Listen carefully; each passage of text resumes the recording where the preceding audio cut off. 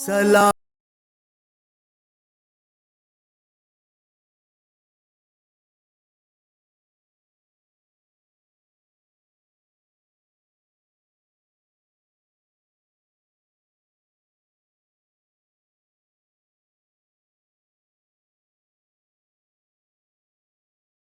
آپ کی بختاوری اللہم صلی علی سیدنا و مولانا محمد وعلی آلہ وصحبہ وبارک وسلم۔ السلام علیکم ناظرین، آج کے پروگرام سیدنا امیر المومنین حضرت عمر فاروق کے ذکر پر ہے اور میں ہوں آپ کی ہوسٹ عائشہ مبشر۔ فرمان باری تعالیٰ ہے، اعوذ باللہ من الشیطان الرجیم، بسم اللہ الرحمن الرحیم، وَقُلْ جَاءَ الْحَقُّ وَزَهَقَ الْبَاطِلُ إِنَّ الْبَاطِلَ كَانَ زَهُوقًا۔ صدق اللہ مولانا العظیم۔ بے شک کہ اسلام دین حق ہے اور سید الانبیاء محمد مصطفیٰ صلی اللہ علیہ وآلہ وسلم نبی برحق ہیں، مگر یہ بھی جان لیجئے کہ اسلام کا شجر کسی ایک دن میں تناور نہیں ہوا۔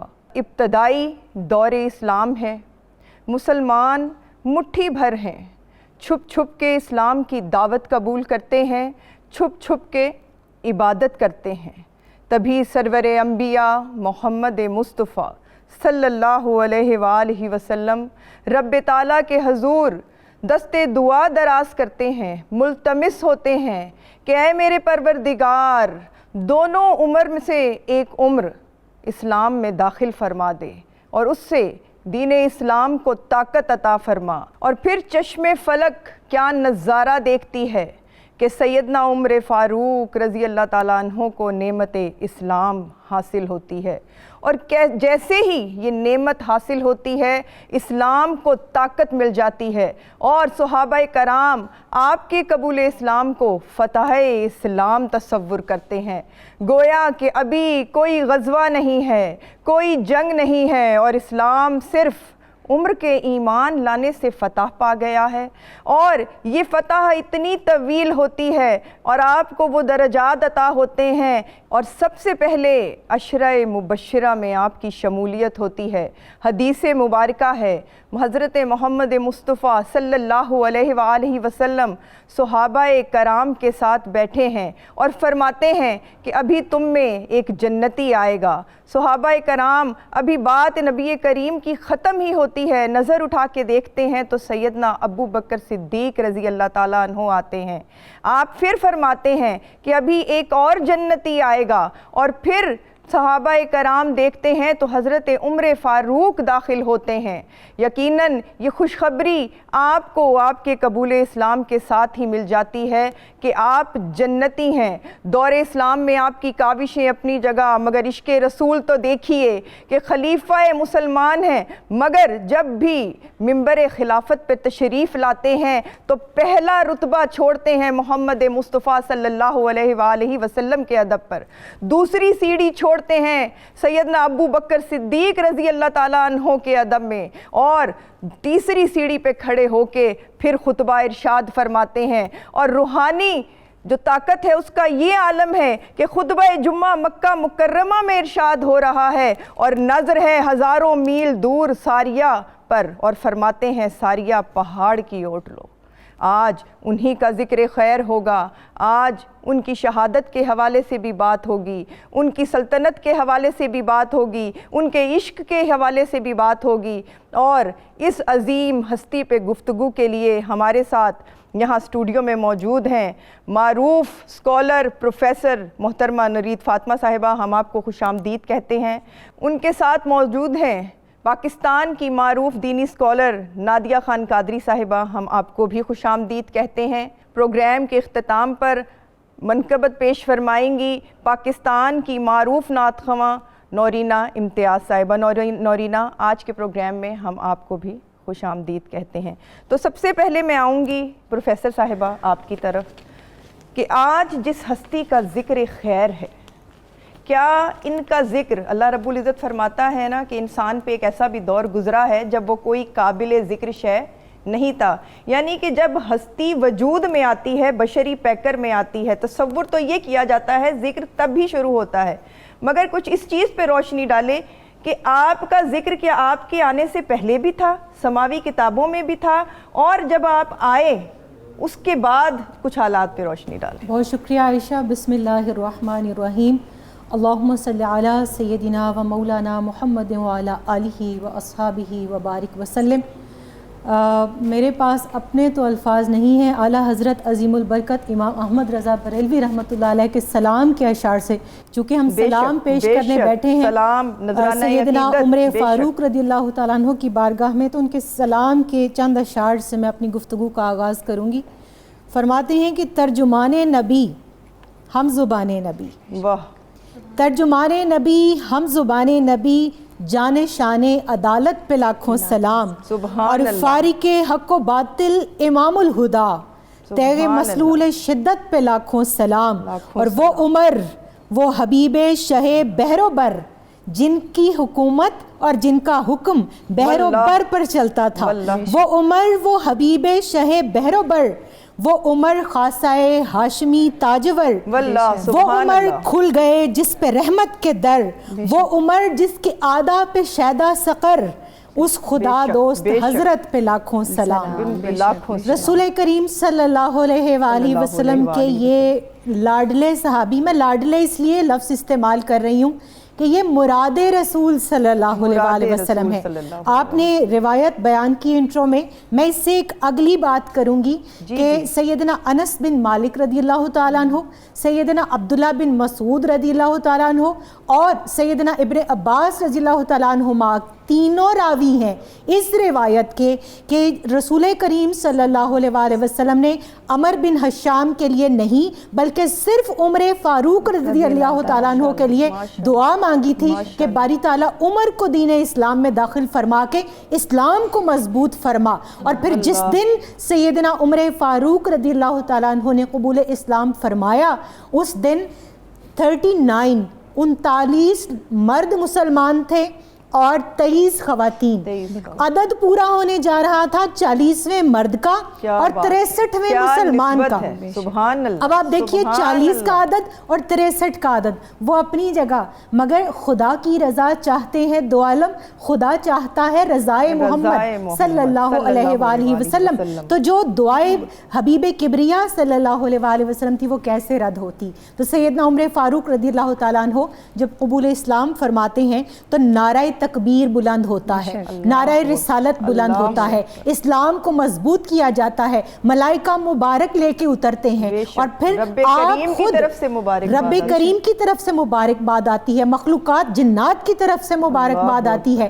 میں صرف اتنی بات کہوں گی کہ رسول کریم صلی اللہ علیہ وآلہ وسلم نے مہر لگا دی. آپ نے فرمایا ہر قوم کے اندر ایک محدث ہوتا ہے اور میری قوم کا محدث عمر فاروق رضی اللہ تعالیٰ عنہ ہے، اور یہ فاروق ہے. اور اس دن آپ کو فاروق کا لقب ملا جس دن آپ نے کلمہ اسلام پڑھا، اور آپ نے فرمایا کہ میری امت میں میرے بعد اگر کوئی نبی ہوتا تو وہ عمر ہوتے، مگر لا نبی بعدی، میرے بعد کوئی نبی نہیں ہے. اور عمر وہ شخص ہے کہ یہ جس راستے سے آتا ہے شیطان اپنا راستہ بدل دیتا ہے. بہت خوبصورت. پروفیسر نورید صاحبہ نادیہ، میں جاننا چاہوں گی آپ سے کہ وہ جو اسلام کی فتح ٹھہرا کسی بھی جنگ کسی بھی غزوہ سے پہلے، حضرت سیدنا عمر فاروق رضی اللہ عنہ کا قبول اسلام، وہ بھی ایک بہت خوبصورت واقعہ ہے. اس کے اوپر ذرا پلیز آپ کچھ ہمیں. بسم اللہ الرحمن الرحیم. اللہم صلی علی سیدنا و مولانا محمد وعلی آلہ وصحبہ وبارک وسلم. ایمان کی جو کسوٹی ہے اس کو پرکھ نہ ہو تو حضرت عمر فاروق کا ذکر کر لیں، حضرت عمر فاروق کا نام لے لیں. آپ نے ابھی اسلام قبول نہیں کیا تھا، تو ایک خاتون نامی زنیرہ نامی خاتون تھی، انہوں نے اسلام قبول کیا. تو چونکہ اس وقت مظالم ہوتے تھے اور دین اسلام اتنا طاقت میں نہیں تھا، زور میں نہیں تھا، تو ظلم و ستم عام تھا. اس عورت پر ظلم و ستم کیا جا رہا تھا لا الہ الا اللہ محمد رسول اللہ صلی اللہ علیہ وسلم کہنے پر. اس پر جبر کیا جا رہا تھا, اسے مارا جا رہا تھا, زد و کوب کیا جا رہا تھا, اور وہ اسلام پر قائم تھی, قائم رہی. تو وہ یہ کہتی تھی کہ عمر تو نے ابھی دیکھا نہیں. اب کیا نہیں دیکھا عمر نے, کہ عمر تو نے دیکھا نہیں. تو وہ یہ کہتی پھر آنکھوں کی بینائی چلے گی, تو کہا کہ اب بینائی اسی سے مانگ کے جس کو کہہ رہی ہے کہ تو نے دیکھا نہیں. آپ نے اللہ کے آگے حضور پیش ہوئی, دعا کی کہ مولا اب تیری عزت کا اور تجھ سے ہی سوال ہے, اور تیرے محبوب کی عزت کا سوال ہے. بینائی واپس آ گئی, اور شام وہ چلے گئے, اٹھ کے پانی پینے کے ساتھ ہی وہ چلے گئے, اور اس عورت کو بھی چھوڑ دیا. کچھ عرصے بعد جب حضرت عمر فاروق رضی اللہ تعالیٰ عنہ جو ہے اسلام قبول کر لیا نا انہوں نے, تو اس وقت وہ آواز آ رہی بلند آواز سے, اشہد ان لا الہ الا اللہ واشہد ان محمدن عبدہ ورسولہ. آپ بلند آواز سے یہ کہہ رہے تھے. یہ کہتے کہتے اس عورت کی آواز آپ کے کان میں پڑی, وہ رکی اور کہنے لگے عمر تو نے اسلام قبول کر لیا ہے. وہ کہتے ہیں کہ تب میں نے دیکھا نہیں تھا, اب میں نے دیکھ لیا ہے. اس عورت نے پوچھا کہ کیا تو نے وہی دیکھا ہے جو میں نے دیکھا ہے؟ اس نے کہا ہاں, میں نے رب کا محبوب والضحیٰ کے مکڑے والے کو دیکھ لیا ہے, اور ان کو دیکھ کے میں نے اسلام قبول کر لیا ہے. ایک یہاں پہ پوائنٹ میں بتانا چاہتی ہوں, آپ نے پھر جب اسلام قبول کیا تو آپ کے دل میں ایک بات تھی کہ اسلام کا سب سے بڑا دشمن کون ہے. آپ نے سوچا کہ کس کو جا کے مبارکباد دوں, تو آپ نے ابو جہل کو جا کر آپ نے سوچا وہی حضور علیہ الصلوۃ والسلام کا دشمن ہے. آپ وہاں سے ہوتے ہوئے کی ایک مثال, بالکل, اور ابو جہل کے گھر گئے اور جا کر اسے کہا کہ میں دین اسلام لے آیا ہوں, میں نے اسلام قبول کر لیا ہے. آپ کے اسلام قبول کرنے سے ہی طاقت آئی اسلام کو. یہ نہیں سمجھ لیں کہ دین اسلام کو خون کی کمزوری تھی, جسے ہم کہتے ہیں نا جسم میں ایک جسم ہے, اور اسلام ایک جسم تھا, اور کمزوری تھی. عمر فاروق رضی اللہ تعالیٰ عنہ جب اسلام لے کر آئے تو وہ جو کمزوری ہے, وہ خون بلڈ ان کو لگ گیا اسلام کو, اور اسلام جو ہے وہ اس نے پلنا شروع کر دیا. بہت خوبصورت نادیہ. بے شک صحابہ کرام اللہ رب العزت کی برگزیدہ ہستیاں ہیں, اور سیدنا عمر فاروق رضی اللہ تعالیٰ عنہ کے ذکر ابھی جاری ہے. ملتے ہیں ایک مختصر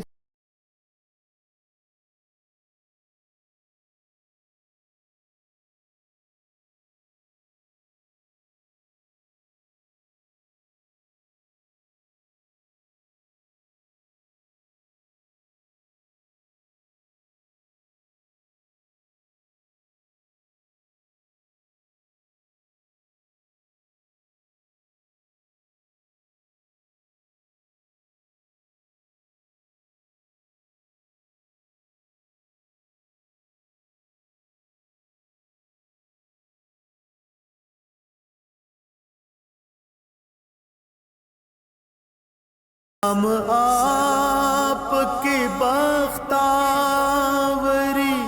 ویلکم بیک ناظرین, اور ذکر ہے سیدنا عمر فاروق رضی اللہ تعالیٰ عنہ کا. میں آتی ہوں پھر پروفیسر صاحبہ آپ کی طرف. قبول اسلام ہو گیا, شخصیت کے جو ایک اوصاف و محاسن تھے, جب ان کو اسلام کی ضرب لگی تو وہ جو سونا اندر کہیں جو ابھی پختہ نہیں تھا وہ پختہ ہو کے کندن بن گیا. تو آپ کی عالی مرتبہ شخصیت کے کچھ اوصاف و محاسن بیان کریں. یہ وہ لوگ تھے کہ جو شخصیت ساز تھے, تاریخ ساز تھے, انسان گر تھے, اور یہ وہ لوگ تھے کہ جس کے لیے ایک علامہ نے کہا تھا نگاہیں مرد مومن سے بدل جاتی ہیں تقدیریں. تو ان کی شخصیت کے اندر قبل از اسلام بھی وہ تمام محاسن, وہ تمام خصائل موجود تھے, اور چونکہ ان کی ذات جامع المحاسن تھی تبھی تو یہ آپ صلی اللہ علیہ وآلہ وسلم کی مراد ٹھہرے. اور آپ نے فرمایا کہ میرے 2 وزیر آسمانوں پر ہیں, 2 زمین پر ہیں, جبریل اور میکائیل آسمان پر اور ابو بکر و عمر زمین پر. اور اس کی تصدیق مولا کائنات شیر خدا کرم اللہ وجہہ الکریم یوں فرماتے ہیں کہ آپ فرماتے ہیں کہ میں نے اتنی مرتبہ رسول کریم صلی اللہ علیہ وآلہ وسلم کی زبان اقدس سے سنا, انا و ابو بکر و عمر, انا و ابو بکر و عمر, کہ مجھے رشک آتا ہے کہ جب ان کو شہید کیا گیا اور ان کو کفن دیا گیا تو مولا کائنات شیر خدا کرم اللہ وجہہ الکریم نے کفن ہٹا کر چہرہ سیدنا فاروق اعظم رضی اللہ تعالیٰ عنہ کو دیکھا, اور آپ کی آنکھوں سے آنسو ٹپک رہے تھے, اور آپ نے فرمایا کہ میں اس روئے زمین پر رسول کریم صلی اللہ علیہ وآلہ وسلم کے بعد اس شخص پر فخر کرتا ہوں کہ اس کے جیسے اعمال لے کر میں اللہ کی بارگاہ میں پیش ہوتا. تو ہم اتنے مختصر سے وقت کے اندر ان کی شخصیت کے اوصاف کو بیان نہیں کر سکتے. ہاں البتہ ان کو دیکھ کر یوں لگتا ہے کہ وہ جو علامہ نے کہا تھا نا, ہاتھ ہے اللہ کا, بندہ مومن کا ہاتھ, غالب و کار آفری, کار کشا کار ساز, وہ ان کے اوپر صادق آتا ہے. کہ آپ دیکھیے کہ جب انہوں نے اب قبول اسلام کی بات ہو رہی تھی، یہاں ایک پوائنٹ، چونکہ ہم خواتین ہم بہنیں بیٹھی ہیں آپس میں، تو بہن کا کردار اسلام کے اندر جس عورت کی وجہ سے مجھے ہمیشہ فخریہ طور پر سمجھ آتا ہے وہ سیدنا عمر فاروق رضی اللہ تعالیٰ عنہ کی بہن فاطمہ بنت خطاب رضی اللہ تعالیٰ عنہ ہے، کہ جب ان کے گھر میں حضرت خباب رضی اللہ تعالیٰ عنہ بھی موجود تھے، ان کے شوہر، اور یہ سورہ طٰہٰ کی تلاوت کر رہی تھیں، تاریخ دان یہ لکھتے ہیں کہ سیدنا عمر فاروق رضی اللہ تعالیٰ عنہ اتنے طویل القامت اور طویل الجثہ تھے، اور ان کی شخصیت کا اتنا روب تھا کہ عورتیں مرد مروب ہو جاتے تھے، لیکن ان کی بہن، اللہ نے پھر اسی بہن کو یہ جرت، یہ استقامت اور دین پر یہ ڈٹے رہنے کی توفیق عطا کی۔ انہوں نے کہا عمر تو میرا کچھ بھی بگاڑ لے، میں اللہ تعالیٰ کو واحد اور لا شریک مانتی ہوں، اور میں محمد صلی اللہ علیہ وسلم کو اللہ کا آخری رسول مانتی ہوں۔ اور پھر ان کی اس جرت اور استقامت نے ان کے دل کو بدل دیا۔ پھر اس کے بعد آپ دیکھیے کہ جب اسلام کو مضبوط کیا گیا تو پھر آپ صلی اللہ علیہ وسلم نے اپنا وہ خواب بیان فرمایا کہ میں نے خواب میں دیکھا کہ عمر تم نے اتنا لمبا کرتا پہنا ہوا ہے کہ تمہارا کرتا زمین پر گھسٹ رہا ہے۔ فرمایا یا رسول اللہ صلی اللہ علیہ وسلم اس کی تعبیر ارشاد فرمائیے۔ فرمایا کہ اس کی تعبیر یہ ہے کہ تمہارے ذریعے سے اللہ تعالیٰ اسلام کو وہ ایکسپینشن دے گا، وہ وسعت دے گا، فتوحات اتنی زیادہ ہوں گی کہ اسلام دور دور تک پھیل جائے گا۔ اور پھر تاریخ لکھتی ہے، آج تاریخ کے ورق الٹے تو پتہ چلتا ہے کہ سیدنا عمر فاروق رضی اللہ تعالیٰ عنہ 2 لباس تھے صرف آپ کے پاس، بالکل ایک دھوتے اور ایک پہنتے، اور اس لباس پر بھی 4 وہ پیوند لگے ہوئے تھے کہ ایک پیوند کا کپڑا دوسرے سے میچ نہیں کرتا تھا، لیکن آپ کی سلطنت 26 لاکھ مربع میل پر مشتمل تھی کہ اس میں سورج غروب نہیں ہوتا تھا۔ اور آپ کا یہ حال تھا کہ جب آپ کوئی گورنر مقرر کرتے تو آپ 4 شرائط رکھتے کہ تم نے گھوڑے پر سفر نہیں کرنا، چھنے آٹے کی روٹی نہیں کھانی، باریک لباس نہیں پہننا، اور تمہارا دروازہ ضرورت مندوں پر کبھی بند نہ ہو۔ یہ وہ سیدنا عمر فاروق رضی اللہ تعالیٰ عنہ ہیں جنہوں نے ہمیں عشق رسول صلی اللہ علیہ وسلم اور کرسی کے پیرامیٹر دے رہے ہیں۔ بالکل، اور آنے والے ادوار کے لیے آج سب یہ روایت بیان کرتے ہیں، مگر آج کاش پوری دنیا کے 57 ممالک میں، اسلامی ممالک جو ہیں، کوئی سیدنا عمر فاروق رضی اللہ تعالیٰ عنہ کا اللہ تعالیٰ غلام عطا کر دے کہ جو خود فرماتے ہیں کہ اگر فرات کے کنارے ایک بکری کا بچہ بھی مر گیا تو عمر سے اس کا مواخذہ ہوگا۔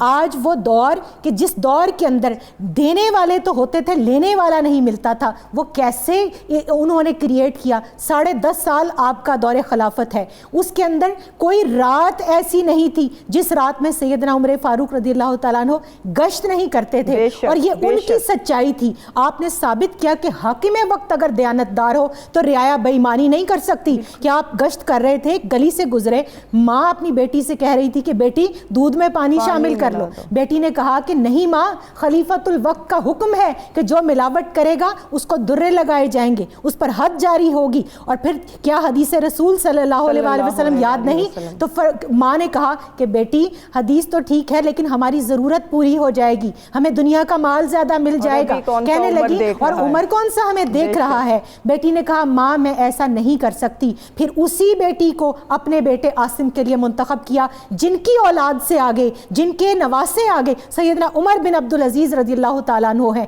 تو وہ عمر کی اولاد ہی عمر ہو سکتی ہے۔ بے شک نادیہ آپ کی طرف آؤں گی، کتنے ہی خوبصورت انداز میں ان کے کردار کے، جیسا کہ نورید نے فرمایا کہ ان کے محاسن کا احاطہ نہیں ہو سکتا، مگر ہم نے اپنا اپنا حصہ ڈالنا ہے۔ آپ کی بطور حکمران جو آپ کا نظم و ضبط تھا، اور ساتھ ہی ساتھ بطور حکمران جو آپ کی سادگی تھی اور جو آپ کا عدل و انصاف تھا، اس کے اوپر اگر آپ کچھ گفتگو فرمائیں۔ جی بالکل عائشہ، آپ ایسے حکمران تھے کہ آج اگر جیسے فالو کریں، اگر ہم آج جس نہج پہ اور جن حالات میں آج ہماری ریاست سٹیٹ ہے، اگر حضرت عمر فاروق رضی اللہ تعالیٰ عنہ کو فالو کر لیں تو بہت سے مسائل کا حل ہو سکتا ہے۔ تو آپ کی فتوحات کا سلسلہ جیسا کہ جاری ہے وہ اسی وجہ سے کہ آپ عدل و انصاف کو قائم رکھتے تھے.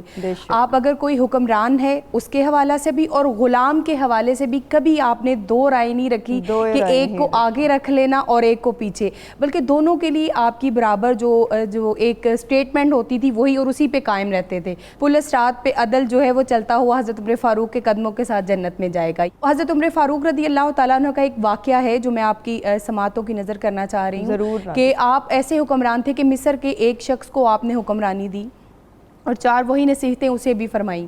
آپ نے کہا کہ اس طرح تم نے گھوڑے پہ سوار نہیں ہونا یا اور غریب کے ساتھ عدل و انصاف کرنا ہے اور کھانا جو ہے اس کو سادگی سے کھانا ہے اور لباس سادہ پہننا ہے. آپ تشریف فرما تھے کہ ایک شخص آیا اور اس نے کہا کہ میں مصر سے آیا ہوں. تو آپ نے کہا کہ کوئی مسئلہ ہے, کوئی بات ہے تو مجھے سناؤ. اس نے بات سنائی حضرت عمر فاروق کو. اس نے کہا مصر میں جو حکمران کو آپ نے لگایا ہے کیا کبھی آپ نے اس کا محاسبہ کیا, کبھی اس سے پوچھا؟ انہوں نے کہا کہ وہ کیا کرتا ہے, کیا کرتا ہے وہاں پہ, کیوں کرتا ہے, کیا کرتا ہے, ناانصافی کرتا ہے. تو جب پتہ چلا تو جب وہ گیا نا یہاں سے, آپ نے فوراً اسی وقت اپنے جو 2 بندے ہیں وہاں پہ بھیجے اور ان کو بھیج کے کہا کہ اس کو پتہ کریں کہ وہ وہاں پہ کیا کرتا ہے. اگر تو یہ بات سچ کہہ رہا ہے, یہ شخص یہ آدمی درست کہہ رہا ہے تو پھر ٹھیک ہے, اس حکمران کو جس کو میں نے لگایا ہے فوراً اس کو لے آئیے گا. اگر نہیں تو پھر اس کو میرے پاس لے آئیے گا. وہ وہاں پہ گئے تو انہوں نے دستک دی. باہر جو گارڈ کھڑے ہوتے ہیں وہ وہاں پہ کھڑا تھا. اس نے کھڑا ہو کے دستک, انہوں نے کہا کہ اس وقت جو ہیں وہ وہاں کے ظاہر ہے وہ بھی ایک حصے کا حکمران تھا. وہ حکمران کہا کہ وہ سو رہا ہے, اس وقت آرام کر رہا ہے, وہ نہیں اٹھے گا. انہوں نے کہا اگر آپ نے اسے نہ اٹھایا تو ایسا کریں گے, ہم آگ لگا دیں گے. اور وہ شعلہ لے آئے, ہم اس کے دروازے کو آگ لگا دیں گے, گھر کو آگ لگا دیں گے. دروازہ کھلا, کھلنے کے بعد اس نے کہا کہ کیا کہاں سے آئے ہیں آپ لوگ؟ انہوں نے کہا کہ ہمیں حضرت عمر فاروق رضی اللہ تعالیٰ عنہ نے بھیجا ہے. تو اس نے کہا کہ میں نے کیا کیا؟ انہوں نے کہا بس انہوں نے کہا ہے کہ آپ کو لے آئیں. جب دیکھا تو اس کی حالت جو ہے, جب آپ نے اس کو وہاں پہ منصب پہ اس پہ فائز کیا, حکمران بنا کر بھیجا مصر کا, تو اس وقت وہ دبلا پتلا اور کمزور تھا, لیکن اور رنگ بھی جو ہے وہ سانولا تھا. لیکن جب وہ وہاں پہ گیا اور اس نے ناانصافی کی, جب اس کو واپس لے کے آیا تو حضرت عمر فاروق نے بھی پہچاننے سے انکار کر دیا اور کہا کہ یہ کون ہے, کس کو لے آئے ہو؟ آپ نے کہا کہ یہ وہی شخص ہے. آپ نے فوراً اس سے جو حکمرانی ہے اور وہ جو عہدہ تھا وہ واپس لیا اور لے کر اسے ایک کھدر کا لباس, اون کا لباس گرمیوں میں وہ پہنا دیا اور 300 بکریاں دے کے کہا اس کو چراؤ, اور کہا کہ یہ میں نہیں کر سکتا. انہوں نے کہا تم کرو گے کیونکہ تم نے ناانصافی کی ہے, وہاں کے رعایا کی, اور میں اس کا جو ہے آگے اللہ کی بارگاہ میں پیش ہونے والا ہوں. بے شک آپ کا عدل و انصاف جو تھا وہ بے مثل تھا, بے شک آپ کا عدل و انصاف بے مثل تھا. جی پروفیسر صاحبہ آپ کی طرف آؤں گی. ذکر وہی ہے اس عظیم ہستی کا. میں یہ جاننا چاہوں گی کہ آپ کی سلطنت بہت وسیع تھی, اور اتنی وسیع سلطنت کا انتظام و انصرام ایک ایڈمنسٹریشن جو ہے اور ایک ایڈمنسٹریٹو سکل مانگتا ہے. تو آپ نے وہ کیا اطوار اختیار کیے, وہ کون سے اصول اختیار کیے جس کے لیے آپ نے خود فرمایا کہ وہ لاز آج بھی پڑھائے جاتے ہیں؟ دیکھیں یہ بہت ہی اہم پوائنٹ ہے, اور میں سمجھتی ہوں کہ آج پوری دنیا کو اس چیز کو, اور بالخصوص مسلم حکمرانوں کو, اور حکومت کا ہر سطح کا ہر ایک لیول کے اپنے تقاضے ہیں. اگر کوئی حکمران وقت ہے وہ بھی, اور اگر کسی ادارے کا ایڈمنسٹریٹر ہے تو اس کے لیے بھی, کہ جیسے ہم بات کر رہے تھے انصاف اور عدل کی, یہ وہ پیمانہ ہے. اور اس میں جو سب سے بڑی بات ہے وہ یہ ہے کہ حکمران وقت کو بھی استثناء حاصل نہیں تھا. آپ ہیڈ آف اسٹیٹ ہیں, لیکن آپ کرتا پہن کے کھڑے ہوتے ہیں, آپ کے عوام میں سے ایک شخص کھڑا ہو جاتا ہے جو کہتا ہے عمر ہم تمہاری بات نہیں سنیں گے جب تک کہ آپ ہمیں اس کرتے کے بارے میں نہیں بتائیں گے, کیونکہ مال غنیمت سے جو چادریں آئی تھیں, ایک چادر میں آپ جیسے طویل القامت شخص کا کرتا تو نہیں بنتا, یہ آپ نے کرتا انہی چادروں کا سلوایا ہے. اور پھر ہیڈ آف اسٹیٹ یہ نہیں کہتے کہ who are you to ask the question, وہ کہتے ہیں رکیں پہلے میں آپ کے سوال کا جواب دیتا ہوں, اور پھر اپنے بیٹے کو کہتے ہیں کہ ان کو ان کے سوال کا جواب دیں. وہ فرماتے ہیں سیدنا عبداللہ بن عمر رضی اللہ تعالیٰ عنہما کہ آپ نے درست فرمایا ہے, شخص ایک چادر میں یہ کرتا نہیں بنتا، میں نے اپنے حصے کی چادر اپنے والد کو ہبہ کی اور یہ 2 چادروں کے اندر بنا. یہ وہ سیدنا عمر فاروق رضی اللہ تعالیٰ عنہ ہیں. حضرت علی کرم اللہ وجہہ الکریم کو فرماتے ہیں کہ اگر علی نہ ہوتے تو عمر ہلاک ہو جاتا. ایک مجلس ہے، آپ سفر کے لیے نکل رہے ہیں، 2 شخص آئے، ان کا جھگڑا تھا. آپ نے مولائے کائنات شیر خدا کرم اللہ وجہہ الکریم سے فرمایا کہ مولائے کائنات میں کہیں جا رہا ہوں، آپ ان کا فیصلہ فرما دیں.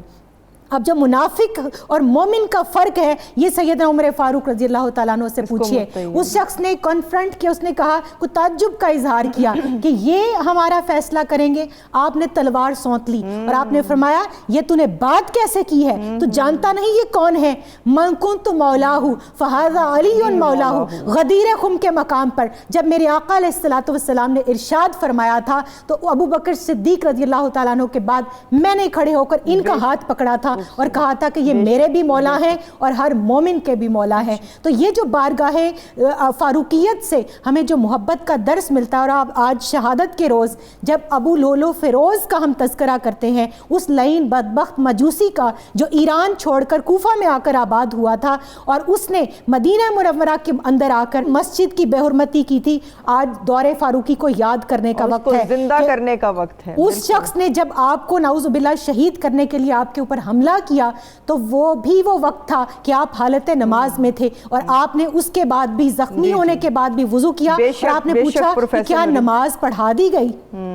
یہ نظام ہمیں اس ملک کے اندر دوبارہ رائج کرنا ہے. پروفیسر نورید، بہت خوبصورت آپ نے ذکر کیا، اور خود سیدنا عمر فاروق رضی اللہ تعالیٰ عنہ اپنے بارے میں فرمایا کرتے تھے کہ میں اپنے نبی کریم محمد مصطفیٰ صلی اللہ علیہ وآلہ وسلم کی وہ برہنہ تلوار ہوں جسے وہ جب چاہتے ہیں نیام میں رکھتے ہیں. اسی ذکر کے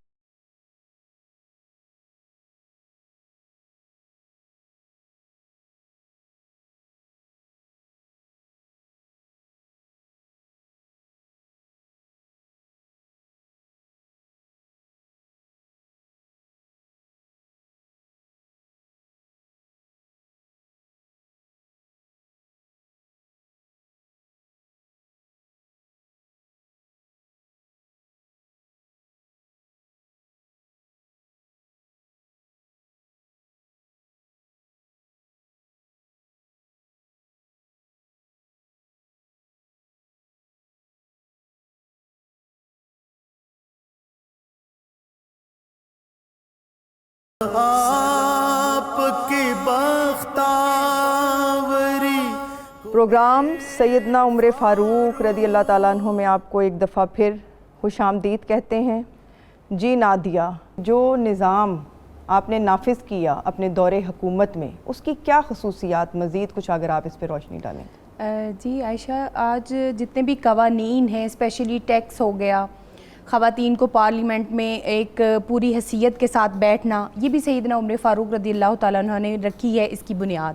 اس کے علاوہ آپ نے علماء اکرام کے لیے بہت زیادہ جو ہے وظائف کا ایک پراپر انتظام کیا کہ وہ دین اسلام کو جو ہے وہ پھیلاتے ہیں ان کے لیے. اس کے علاوہ آپ نے قرآن پاک کو کتابی صورت اور کتابی شکل بھی دی، کیونکہ اس دور میں جنگیں ہوتی تھی اور شہداء جو ہیں وہ بڑھ گئے تھے اور جو حافظ قرآن تھے وہ بھی ان میں شامل تھے، تو آپ نے کتابی صورت بھی. اس کے علاوہ آپ نے جو معذور لوگ تھے اسپیشلی ان کے لیے وظائف اور تعلیم کا، جی بالکل، ویلفیئر سسٹم کا. پھر اس کے علاوہ خواتین کو آپ نے ہمیشہ سپورٹ کیا حضرت عمر فاروق رضی اللہ تعالیٰ عنہ نے. اس میں حق مہر کی بات آ جائے تو بھی حضرت عمر فاروق رضی اللہ تعالیٰ عنہ کا نام لیا جائے گا. اس کے علاوہ عورت کی جب ظاہر ہے وہ زمانہ کچھ اس طرح کا تھا کہ جاہلیت کا تھا، اور اسلام جو ہے وہ آپ ہی کے جو حضرت عمر فاروق کی جو خلافت کا دور تھا اس میں بہت زیادہ پھیلا تھا. تو اس وقت خواتین کو دوسری شادی کے لیے مطلب اگر ڈائیورس ہو جاتی یا وہ بیوہ ہو جاتی نا تو دوسری شادی پہ لوگ جو ہے اعتراضات کیا کرتے تھے، حالانکہ حضور علیہ السلام کا فرمان موجود تھا اور لیکن عمل پیرا پھر بھی آج بھی موجود ہے وہ ساری چیزیں کہ لوگ نہیں فالو کرتے. تو آپ نے ایک عورت کو رات کے جب آپ جو کہ گلیوں میں جایا کرتے تھے، آپ کی طبیعت میں تھا کہ گلیوں میں جایا کرتے تھے، کوئی ضرورت مند اس کے گھر کو دیکھتے تھے، کوئی بھوکا پیاسا ننگا نہ کوئی بیٹھا ہو اس طرح، کوئی کسی کے پاس لباس نہ ہو، کسی کے پاس کھانے کے لیے کچھ نہ ہو، تو آپ کی یہ ایک عادت تھی. شام کو ایک رات آپ گئے تو ایک عورت عورت جو ہے وہ بیوہ تھی اور وہ رو رہی تھی کہ کاش میرا شوہر ہوتا تو میں اس کے ساتھ اچھا وقت گزارتی، یا وہ گریہ زاری کر رہی تھی، آپ نے وہ کھانا بھی دیتا اور وہ پریشان تھی. آپ نے واپس آ کر آپ نے جب سوچا اور پھر ایک قانون قائم کیا کہ 3 ماہ کی جب وہ ہو جاتی ہے، 4 ماہ بیوہ کے لیے، 4 ماہ 10 دن اور 3 ماہ عدت کے بعد بالکل عورت کا جو ہے وہ اگلا نکاح کر سکتی ہیں. آپ نے ہمیشہ عورت کو سپورٹ کیا. آج پارلیمنٹ میں اگر خواتین نظر آتی ہیں تو وہ بہت بہترین قائم کیا، اور پھر ہجری کیلنڈر کا آپ نے بالکل وہ بالکل آپ نے وہ قائم کیا، اور اسی سے تو آج ہم آگے بڑھتے ہیں اور جو اپنی تاریخیں ہیں ان کو دیکھتے ہیں. یہ سارے جتنے بھی اسٹیٹ میں میں سمجھتی ہوں ایک فلاحی ادارے، اور پھر آپ نے مساجد میں چراغ آپ نے سب سے پہلے جلایا تھا. اور حضرت مولا علی علیہ السلام جب مسجد میں گئے تو چراغ جلا ہوا دیکھا تو آپ نے کہا کہ یہ چراغ کس نے جلایا ہے؟ تو آپ نے لوگوں نے آپ کو آپ کے اس پوچھنے پہ کہا کہ مولا یہ حضرت عمر فاروق رضی اللہ تعالیٰ عنہ نے جلایا ہے. تو آپ نے کہا کہ خیر ہو، برکت ہو اور سلام ہو اے عمر فاروق کہ تو نے اللہ کے گھر کو روشن کیا ہے. تراویح کا باقاعدہ بالکل تراویح کا لوگ الگ الگ پڑھتے تھے اور ایک انتظام نہیں تھا، منتظم نہیں تھے، بکھرے بکھرے. آپ نے پراپر اس کو جو ہے جماعت کی صورت میں کھڑا کیا اور جو ہے وہ اس کو پورے قرآن کی تلاوت جو ہے وہ آپ کروایا کرتے تھے، اور وہ پھر ایک روٹین بن گئی. اور آج مساجد میں جو ہم اکٹھے تراویح جو ہے وہ پڑھتے ہیں وہ بالکل حضرت عمر فاروق کی بنیاد ہے. اور انہی کا یعنی آپ دیکھیں حضرت عمر فاروق رضی اللہ تعالیٰ عنہ قرآن مجید فرقان حمید میں یہاں تک کہ پاک بی بی جو آقا علیہ الصلوۃ والسلام کی امہات المومنین ہے، اہل بیت ہے، ان پر پردہ کی جو آیا مبارکہ نازل ہوئی تھی نا وہ بھی حضرت عمر فاروق رضی اللہ تعالیٰ عنہ کے کہنے پہ یعنی مواقفت فرمائی اللہ رب العزت نے نا.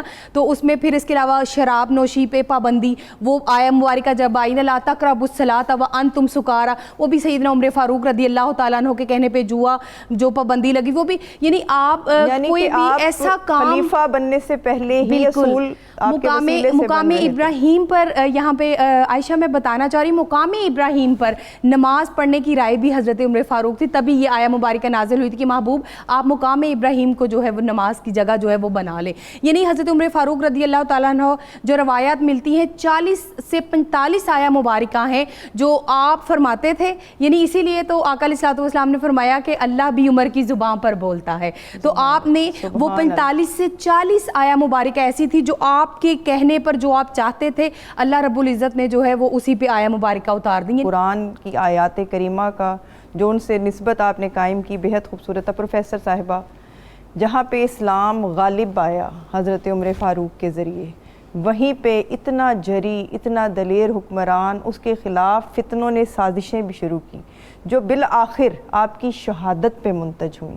اس کا کچھ آپ ذکر فرما دیجئے. اور ام المومنین حضرت عائشہ سے جو آپ نے اپنے اس عالم جانکنی میں ایک حسرت بیان کی، اس کی بھی روحانی کیفیت بیان فرما دیجئے.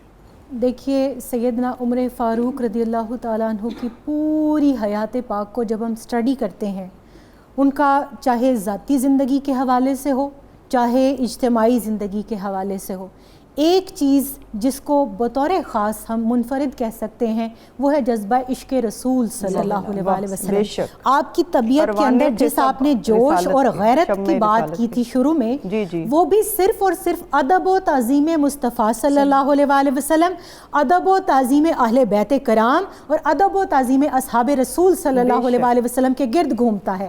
اب آپ دیکھیے وظائف جو مقرر ہوتے ہیں تو آپ صحابہ بدری صحابہ کے وظائف جو مقرر کرتے ہیں، سیدنا امام حسن اور سیدہ امام حسین علیہ السلام کے وظائف ان سے زیادہ مقرر کرتے ہیں. اور جب آپ ہی کے بیٹے سیدنا عبداللہ بن عمر رضی اللہ تعالیٰ عنہ پوچھتے ہیں، استفسار کرتے ہیں تو آپ فرماتے کیا تیری ماں ان جیسی ہے، کیا تیرا باپ ان جیسا ہے، کیا تیرا نانا ان کے نانا جیسا، کیا تیری نانی ان کے نانی جیسی؟ اگر نہیں ہے تو پھر تو کاہے کا ان سے جو ہے مثلیت کا جو ہے وہ حق لے کر آیا ہے. اور جب آپ نے شہادت کی بات کی ہے تب بھی وہی ادب تعظیم رسول صلی اللہ علیہ وسلم آپ کے پیش نظر ہے.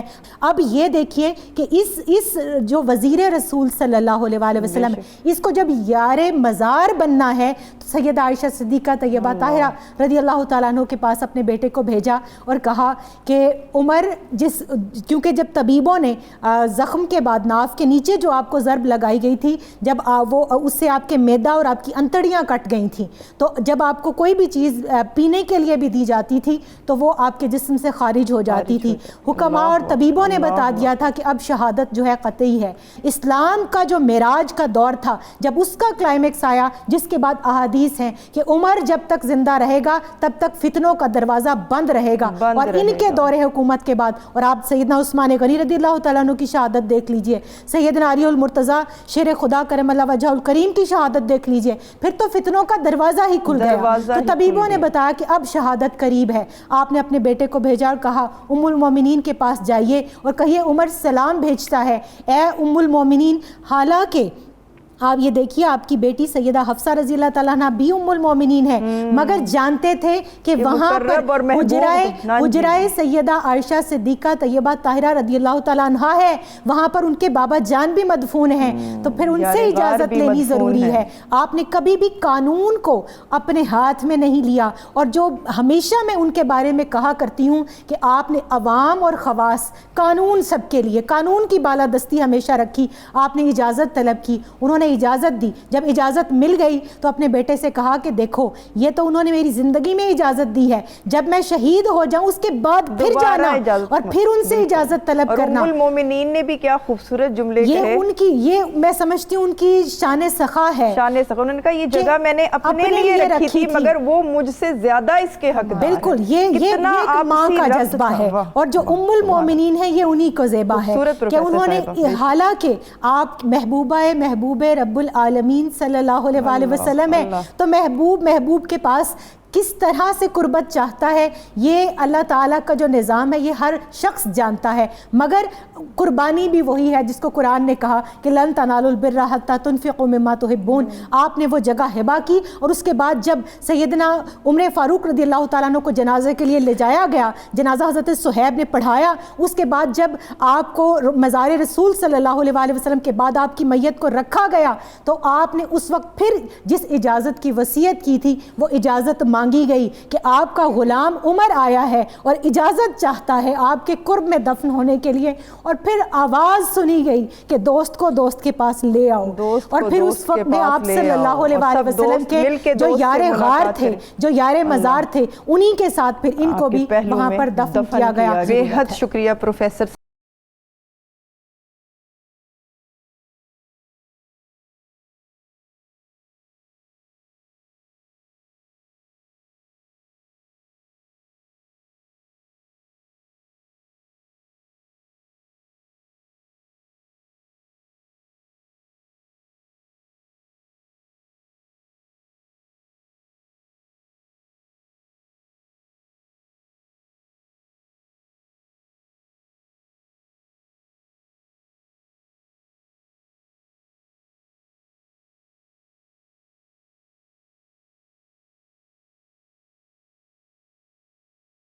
آج کی نشست میں ہم نے جانا کہ سیدنا عمر فاروق نہ صرف اس دور کے حکمرانوں کے لیے بلکہ قیامت تک کے حکمرانوں کے لیے مشعل راہ ہیں۔